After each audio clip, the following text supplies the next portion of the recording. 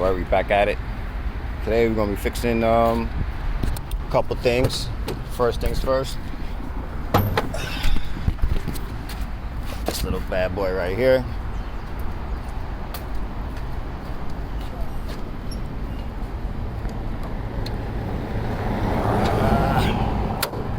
One hand on you. And we're just gonna place it here. Old one, or the rest of the old one. Is it one way?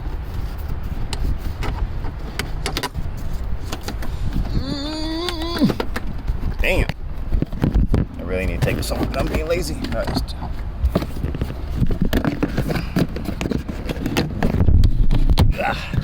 here we go. Awesome. Fix number one. And the rest, I'm gonna get to the suspension. That's crazy. I threw that on the other side of the car, but it's on this side. All right. And you can see this thing's been sagging ass for a long time. The back seems even worse right now. I don't know how, but yeah. I changed the shocks the other day in the front, and because it's sagging so bad, I'm gonna start with the front and do the front shocks. We got some H&Rs. I put these on my last car and I loved it. I do not like floaty suspension. And got this. This is the kit for this car. If you want to remove the springs, you definitely got to get this one, which is the cup style. Bam, damn. Put some oil on that, but yeah, whatever. So we're gonna get this set up and I'll show you how to use it. Alright, so what you gotta do, I got it dropped in. There's this is a little bracket right here, and it goes under this, and you gotta move this so the AC line can move just enough, and it's enough to get it dropped in. It's a pain in the ass. I'm not saying it's fun. This is why I'm doing this side first. This is the only real side that gives you issues, to be honest with you. Everything else is pretty smooth. So I got it dropped in. As you can see, it's right there. I might have to bring it down a little bit to get the plate in, or bring it up a little bit. Might have to raise it up a little bit. So I don't know if I can get this. So we'll see. But I can at least grab it so I can pull it back up and adjust it, or use an extension or something to adjust it, the height of it, to get this another top disc in. So as you can see, this one, and now what you got to do, ouch, you got to seat this one. As you can see, you need to get it in between those grooves, and then when you start to pull, when you get the top one in, I got the top one, yeah. So yeah, I'm gonna have to extend this. I gotta make this taller, so I'm gonna do that real quick. And what you want to do, also, sorry about that, you want to spin the perch to get it lower. Make sure you loosen it from the top again.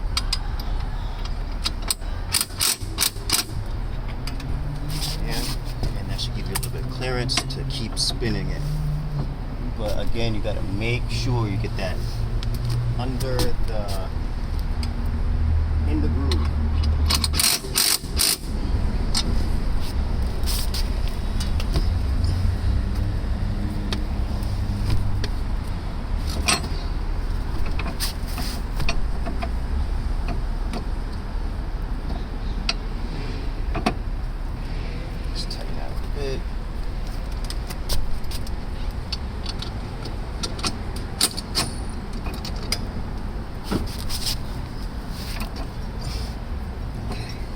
So now you can see it's at the very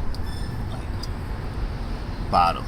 So now we're gonna come in and see if we can see if it's in there, in the groove again. It's such a tight spot. No, it's not even touching. It's still at the bottom of the perch. So gotta tighten it a little bit. Just make it more wide for you.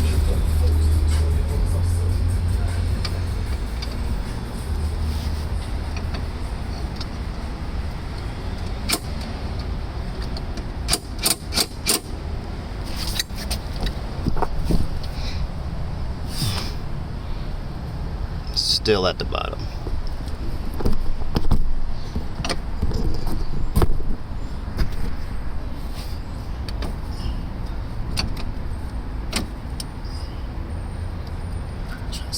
top, spin the top, keep the bottom on like this. You're essentially moving the perch all along this. So you want to spin kind of one up, one down.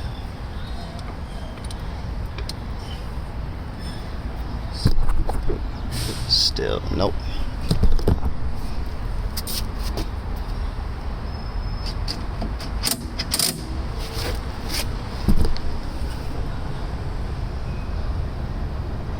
Still down there. Okay.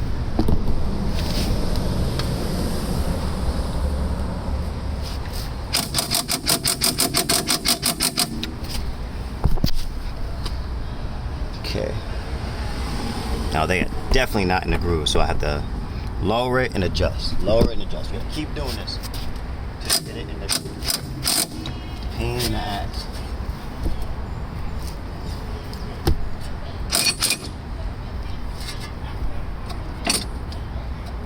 Just dropped.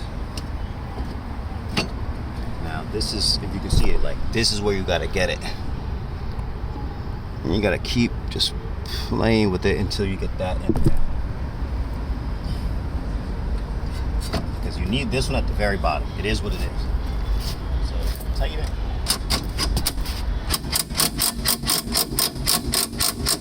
Don't go crazy.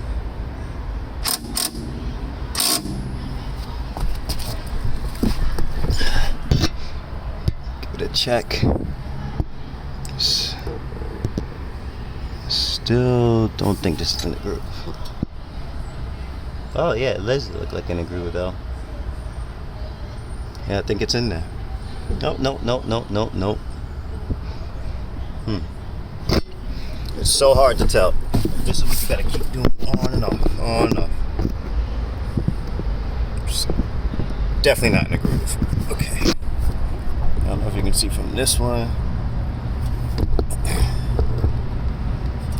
See, the groove is right there. And it's not in there. So put it back down, try to twist it. Put it back down, try to twist it. Let's see.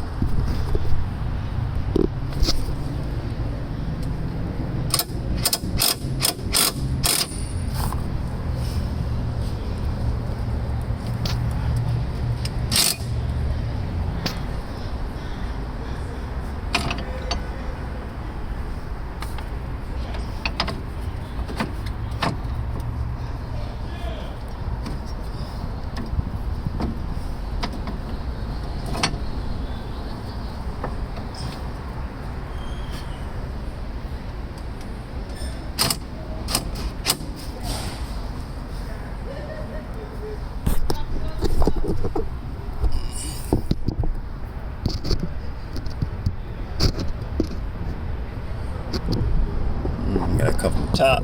Oops, sorry. You got it, because you gotta understand where these holes are right here, and the groove is right next to that hole. So if you gotta understand, definitely not. So if you can see, I don't know if you can see. It's so hard to see on camera, but in person it's a little easier. But you can see right.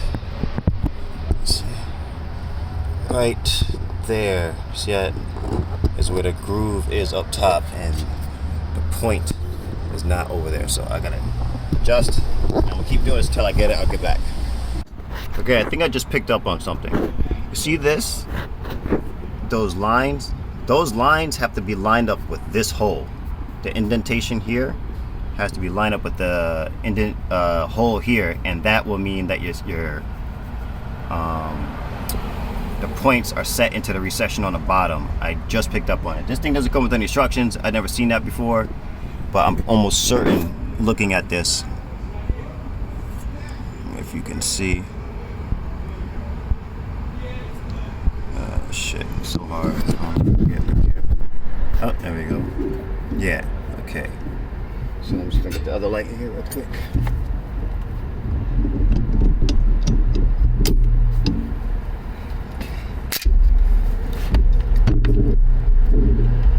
Yep, you see it? If you can see it, just let me see. It's light. You see it right there? Boom. So when I turn this hole matches this hole, and you should be good. I just noticed that. I didn't notice that in my first car either, first 560, so there it is. That should be your how you can tell. So I'm gonna go ahead and do that. Alright, so I got it lined up. Groove to hole. Now I got this one. Oh shit, wrong way. As high as I can get it. Okay, boom. I got this one as low as I can get it. Now we should be good. I'm going to go ahead and start compressing.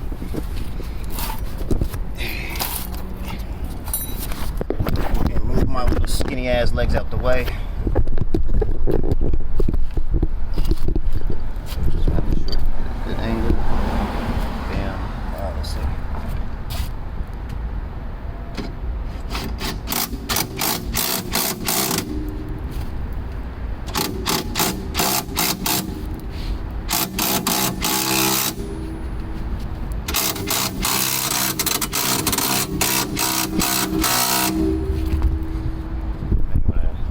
Give it a look. Bam, in there. If you can see, in the slide, see the hole. Let me see. Sorry, get to that angle. If you can see, that's the whole hole, and then that is the groove in between. So we are locked in. This is good. I'm just gonna compress. And because I got it super low, hopefully it should come out and we'll be okay. So let's get it.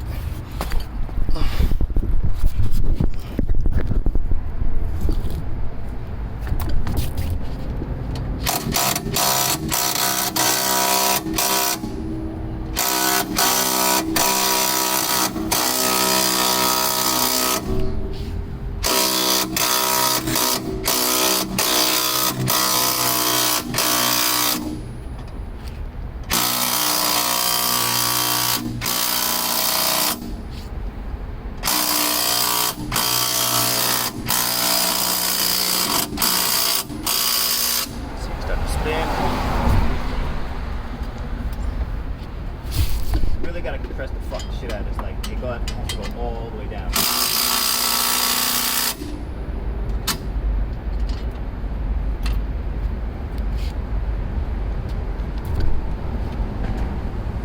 Give it a break sometime, you know.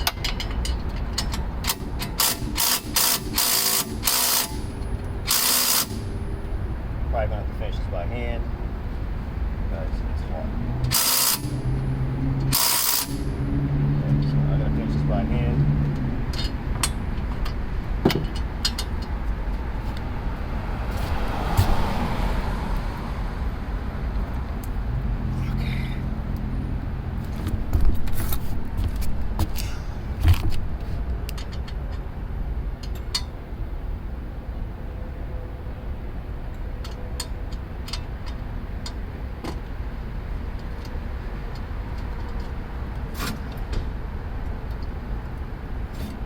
Spinning though.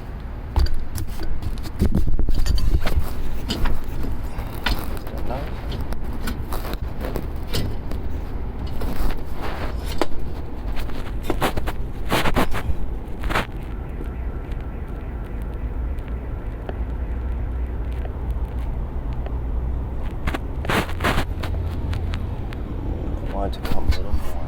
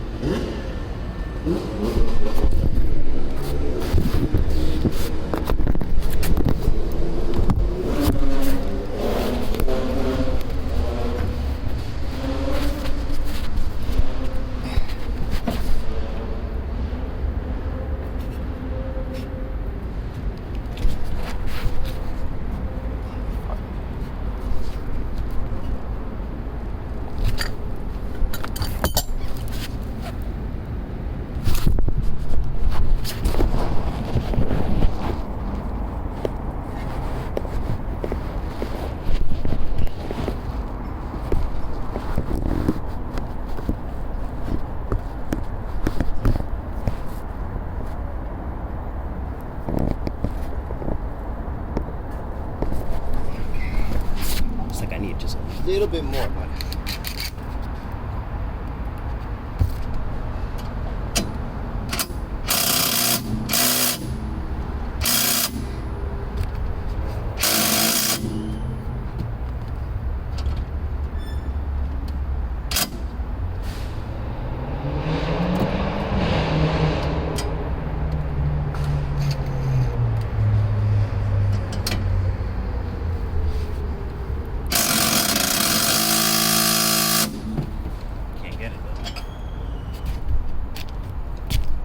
Need a socket to get it any further. So close.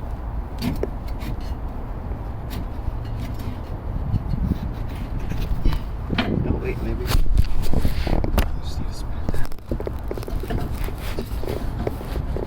This is not fun, bro. Oh.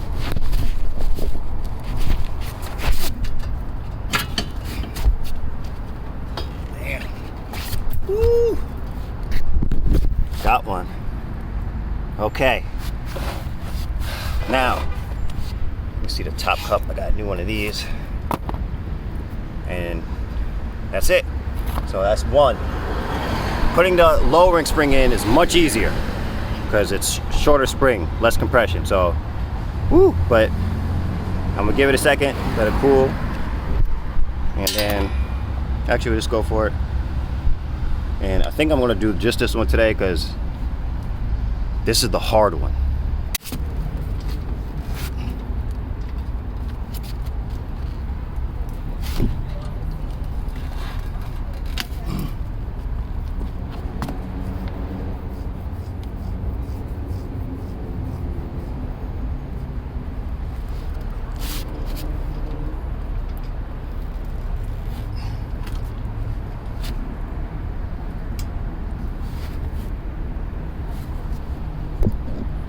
Just to show you, like I said, that's how you tell it's in a groove. So this is stuck though, so I'm gonna have to figure this out. I don't know if I gotta get another drill, take it somewhere, but this shit is stuck.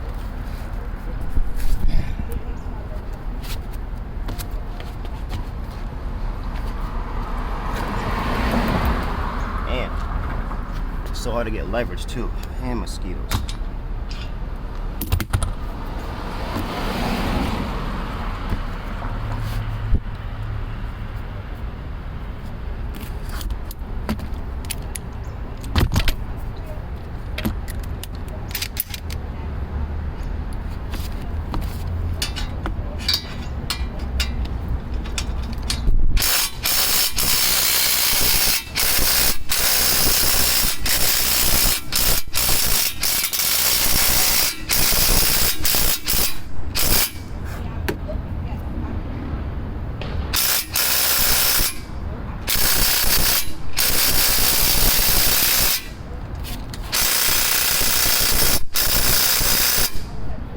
Maybe it's just warm, it's starting to come out a little bit.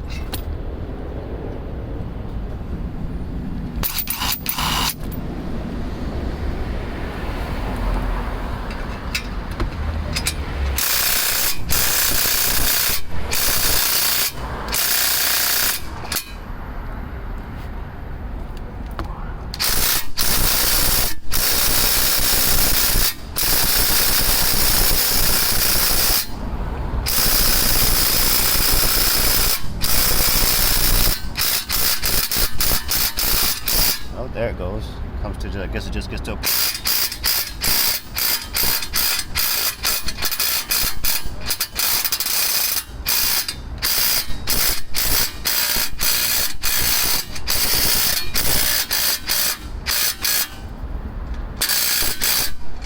gonna try to do it by hand from here, since we have uncompressed it a bit.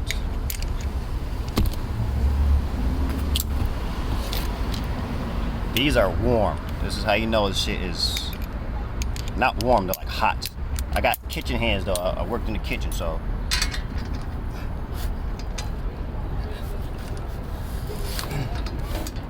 Shit, still can't get this thing.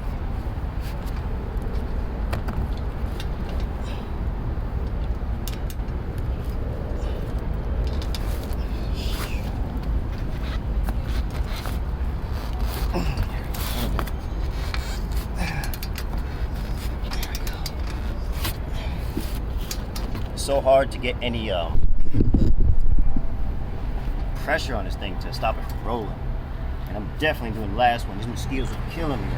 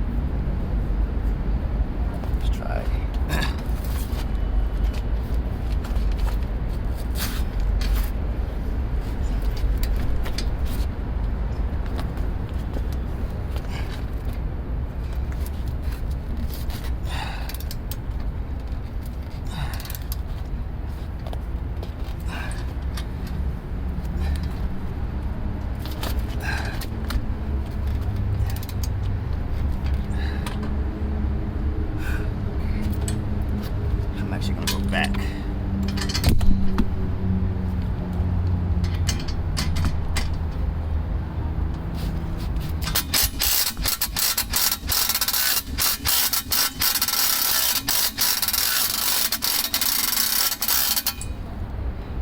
Remember, you can control the speed of this.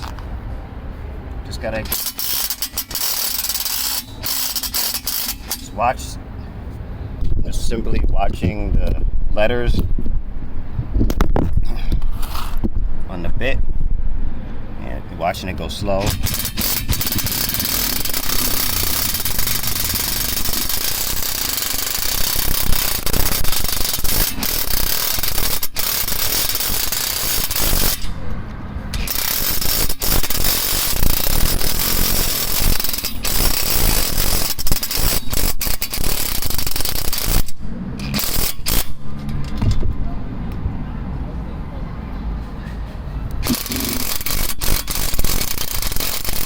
You feel like a lot less compressed.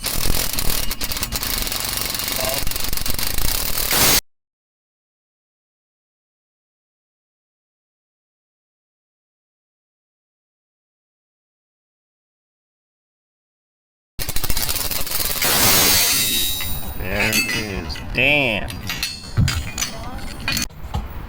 All right, so bad news, but luckily, okay, got a little blood. If you ain't bleeding, you ain't working on your car. And it took me a minute to figure out what happened. So, see how this is stuck on? It's supposed to slide right through. The reason is right here. See this hole? There's supposed to be a tooth that comes out and stops, grabs it right here. And I think it's for when, also, so when you turn the shaft, this tooth grabs right here and it stops this part from turning. Well, I think this is why you're not supposed to use a power tool. I'm pretty sure that's the reason, so you can slow down. But to be honest, I still don't understand why it matters so much if you go slow. Clearly it matters though. I just want to figure it out. Maybe I was just going too fast. It could be my fault. Probably is my fault because, yeah. But so this is what you got to watch out for this tool. But this is why you want this tool. It didn't jump out of anywhere. It actually got stuck in the spring. So what jumped, it just released pressure real quick, but the tool did not break, it did not bend, it did not do anything. The tool is perfectly intact. The cups are perfectly intact. The spring just went boom and vibrated a lot, obviously, and that's where I got this little jammy from, because hand was near the cup. I tried to also make sure the cup was aimed a different way. It shouldn't matter because it's a cup. But this is the issue. Now I know. I've never understood and no one ever explains this. So this is probably why you're not supposed to use a power tool, because it probably turns too fast. And it'll take this tooth. It's just a tooth that is, I can't see it obviously because it's now stuck in here. And that's what I think happened. So you have it stuck at first, so when the tooth went in there, it made like a ridge on the inside. It's hard to see, you can see it like a little bend. And once it gets past that ridge, the tooth, it just goes tink. And that's it. So there you go. So now I gotta order another tool and I gotta get back to it tomorrow. Unfortunately, I did not get the spring in. Fortunately, I'm not injured. More importantly, just a little cut on my hand, and that's it. No big deal. That's to clean up easy. And yeah, I'll get back to it tomorrow, and I'm probably gonna go ahead and use a wrench on the next one. But this is why.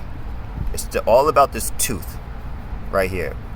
The tool itself is very safe, and I thank goodness for this tool, to be honest with you, because that could have been the end of me or much more serious injury if there was that bullshit one where they put on the outside and it slips. You know, I would imagine when that expands or whatever, it breaks and shit, like shrapnel goes everywhere. So let this be a lesson to all of you. This is why you don't want to use a power tool, because this tooth can go under, and now this is an oval shape right here, and then once it gets past here, it just releases. Even this is probably why these marks are here, and probably released somewhere around here. It went and shot out. I didn't shoot out, but yeah. But this is, thank goodness for this tool. I'm extremely happy for this design. But yeah, other than that, this side is extremely easy. But again, you want to watch for this. This is what you're going to be looking for. Now that I know, you can take me for a lesson. You want to make sure that tooth doesn't disappear, so it can hit up against this when you're screwing it down, and it doesn't go anywhere. And after that, you should be fine. Yep. So take this as a lesson. Hey, if you want to donate so I can buy a new tool, holla at me. It will help. I'm trying to move and everything. Hopefully I can help people out there, you know what I mean? Save your life before, you know what I mean? Use me as a lesson again. Don't do that shit. There you go. If you want to help donate, it's at the bottom. Buy me a beer or some Band-Aids. It's at the bottom. You obviously don't have to. This information is going to be free for anybody. This is why I do it. But if you feel like it, I'm not going to decline. Enjoy your day. Be safe. Watch this. Get this fucking tool. Get this tool. Yes, it popped out within this side, but everything else is safe. The disc, because the way designed, can't just shoot out. So there you go. All right, we're back at it today. Got the new kit. And this one, this notch is different than the last one. This one is smaller. Like the other one used to protrude more. This one is much smaller. Again, I don't think this has any purpose other than kind of getting in your way. And I think if this one, looking at the design, I don't know. It looks like if this one goes under, maybe it won't cause such a big problem and you can use it. I don't know. Hopefully we don't have to find that out, but definitely got a wrench today too. I wonder if this one works. Nope. All right, well, we about to get it though. Spring ready, this ready, do what we gotta do. Okay, got it in. Really wasn't that bad. Definitely gonna sweat a little bit, but also, see this, make sure just have it seated. This goes into the seat right here. But yeah, did it by hand, no problem. Time to get this bad boy up out of here. I think honestly the main thing about this tool, you gotta keep it greased. So whenever time you use it, and I would say when you put it away, go ahead and grease it. And I think that's essentially what makes it easy or hard. But yeah, I'm gonna go ahead and get this bad boy up out of here and go to the back. All right, so just to show y'all something, this is like stuck right now. I can't hit it out. It's tight because you know, it's really low in the spring. You have to get it really low in the spring to get it compressed enough to actually get it in here. So it's still a good amount of pressure on the bottom couple coils. So what you're gonna do, you see this edge? Wait, you're gonna come to this side. I'm gonna take my tire wrench and just put it here. And I'm gonna knock on it. I don't know. car's upstairs. I came down with the mindset I put business today. So let me see if I can get this stuff. Just take your time, it'll come.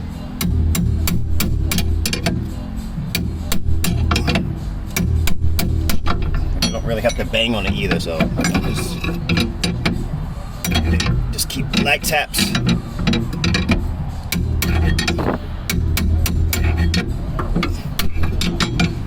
Crappy angle though.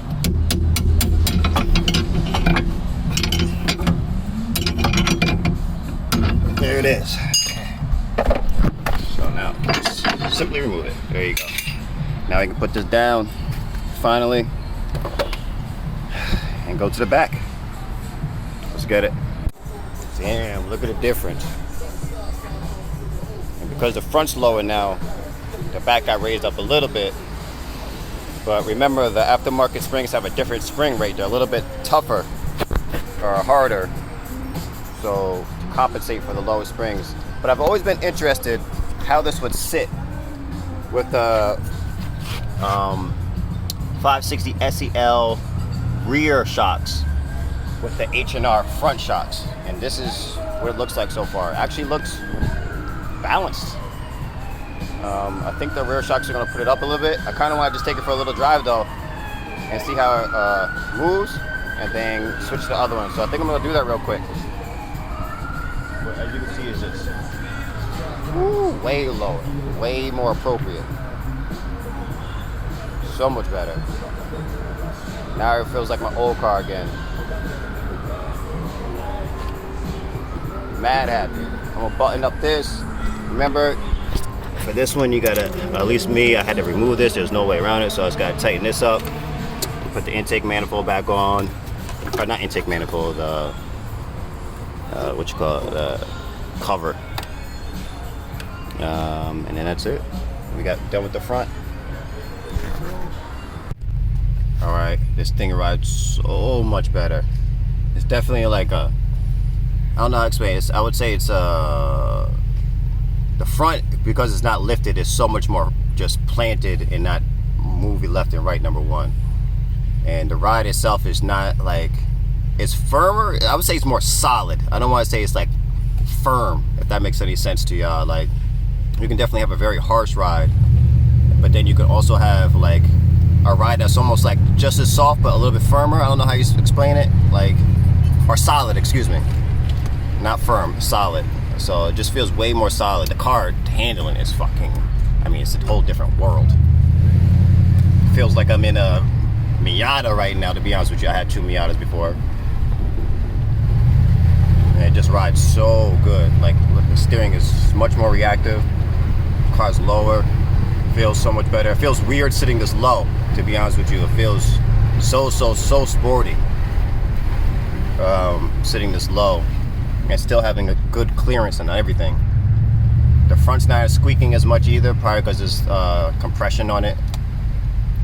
It's just like night and day different. So I'm gonna go take this for a ride downtown, because I really want to see the difference between the ride around different a little bit, to see the difference between the 560 SEL stock rear springs and the H&R rear springs. I've always wondered, always wondered what's the difference, because I was thinking about cutting my springs first, which I gave up on because I was just going to buy the tools. I was like, by the time you do that, you might as well buy some shocks. But I was going to cut them and see what happens. But I think the front springs are the problem, because I think in the stock springs you have to cut too much away in order to get to that level, and it'll be too bouncy versus having that good compression ratio, so, or good rebound, or whatever you want to call it. So the car's so much better. I mean, again, night and day. It's so much more solid. It's beautiful. So yeah, I'm gonna take this for a ride downtown, and I'll get back to y'all with the results.